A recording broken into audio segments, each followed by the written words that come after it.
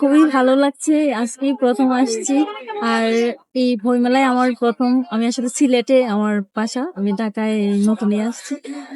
তারপর আসলাম, ঘুরতেছি, বিভিন্ন প্রকাশনীর পরিচিত আছে আবার অপরিচিতও আছে। সবগুলো দেখতেছি, খুবই ভালো লাগতেছে।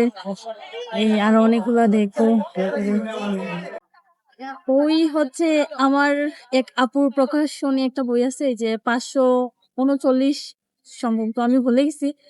যে ওনার নাম হচ্ছে এই বিথি।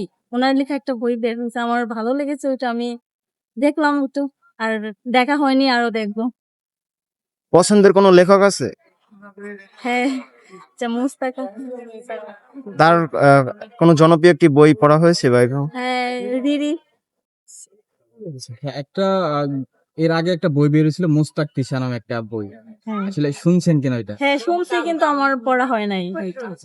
সেই জায়গা থেকে আসলে আপনার কি কি বলার আছে বা মন্তব্য, ওইরকম বই আসলে কি পড়তে চান কিনা? হ্যাঁ, কেন পড়বো না? নতুন নতুন বই প্রকাশ হবে, এগুলো আমরা পড়বো। অনেক কিছু জানবো, শিখবো। বইমেলা ঘুরে কেমন লাগছে? অনেক ভালো লাগছে। যেহেতু প্রথমবার আসছেন, আসলে অনুভূতিটা যদি একটু বলেন।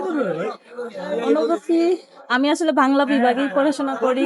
আর বইমেলা প্লাস সাহিত্য সবকিছু আমার এগুলো একটু বেশি ভালো লাগে আর কি। আপু, তরুণদের জন্য বইমেলা কতটা যুক্তিপূর্ণ বলে মনে করেন আপনি?